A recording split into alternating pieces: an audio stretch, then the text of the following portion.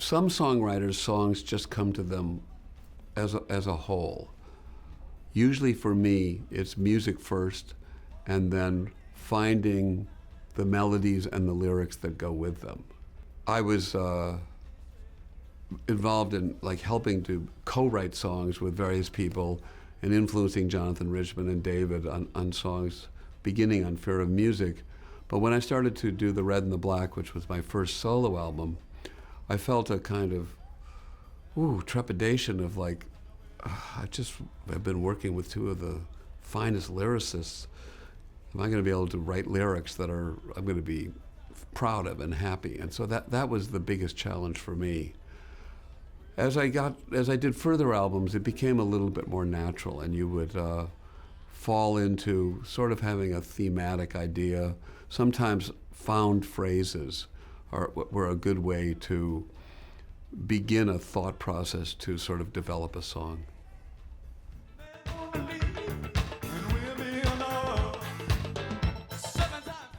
It's sort of I think that every writer hits writer's block, and it can happen for various reasons. I mean, even David Byrne, who writes effortlessly,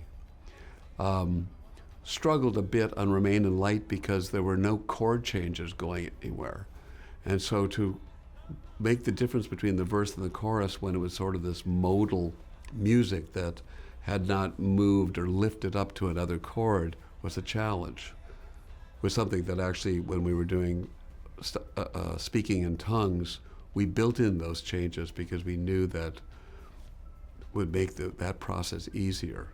I think that for myself, I try to find music and make the music interesting by itself, and then have the lyrics and my singing wrap around that music.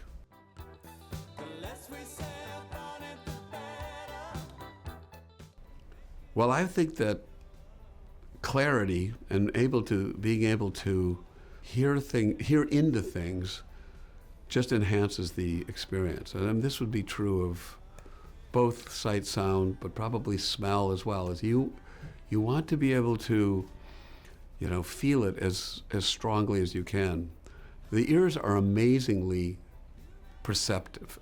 So higher quality recordings and higher quality playback allows you to hear into the music and to hear the scratch of the pick on the string, or something about where on the snare drum it's hit, or sort of intangible, and maybe sometimes it's just subliminal, but it makes you feel that you're there, and it more closely mimics what happens when you're actually in a room where you hear these little things that are different, maybe because you're walking around the room or something else happens, someone opens the door, something happens, that the acoustic environment is a little bit different.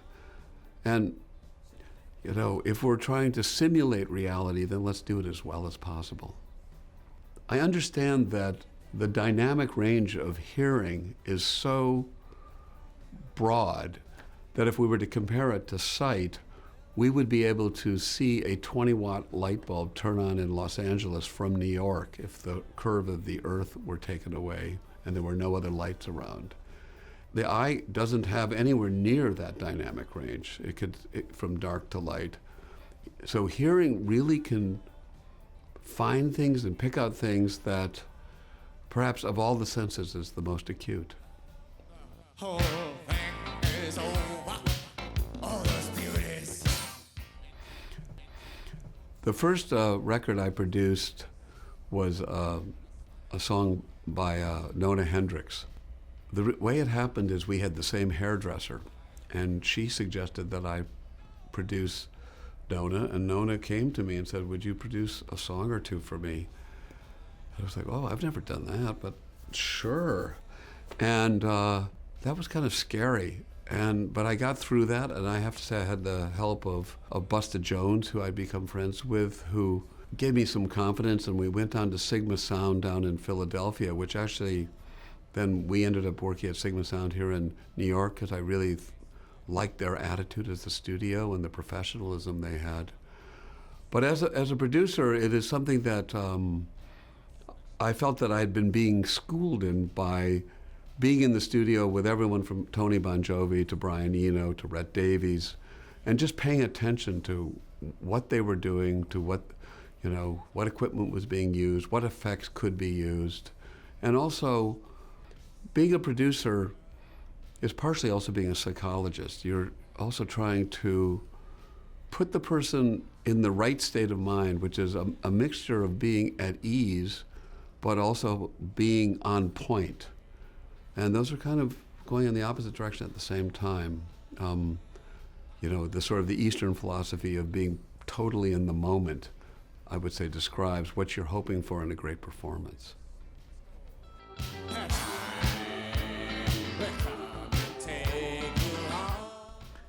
Yes, there was a number of productions that didn't happen and that I blame myself. One is the Wallflowers' first album, where I just read the situation a little incorrectly.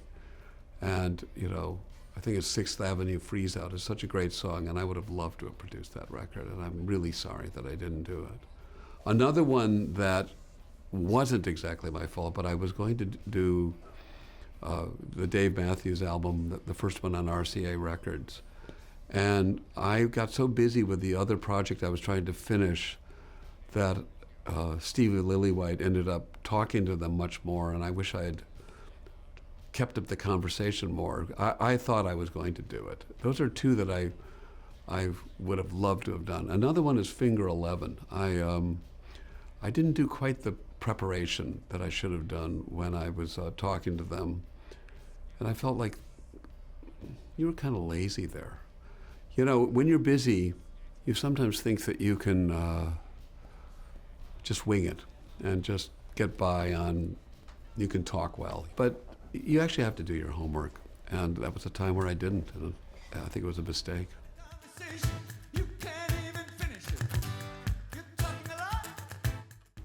Well, Talking Heads has just re-released Stop Making Sense, and we're delighted because now we can take advantage of new technologies. We were able to track down the original negative that strangely was at the MGM warehouse in the middle of Kansas. That took maybe a year to find, and finding all of the correct multi-tracks that sunk was a challenge.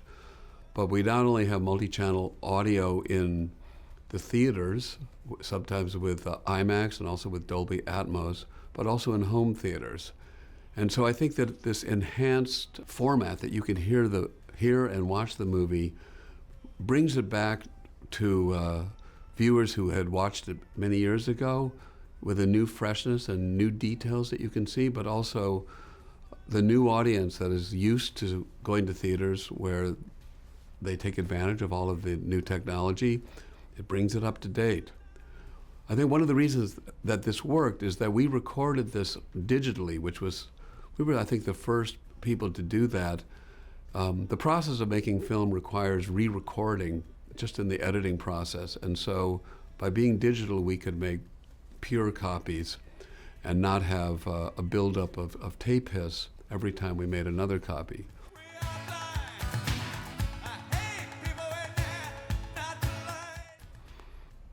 Well, he came to us enthusiastically saying, you have to make a movie of this and I need to direct it. And that was, we had been thinking about that we should film it, but the idea that here was a feature-length director who was so excited about it. But he also wasn't saying, okay, this is the raw material for me to change it.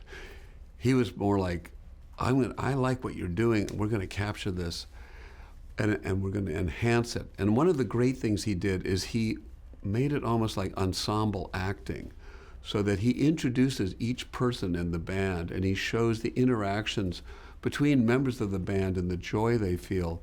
So it's very personal. You feel like you've gotten to know everybody on stage. Of course, David, being the lead singer, is in a lot of shots, and Edna and Lynn as the background singers are as well. But you see these little looks. You see Bernie just kind of giving a goofy little look, and there's just this sense of like that you've got to know everybody. And that's because Jonathan loves the characters in his movies, each one of them, and you could feel that love in the film.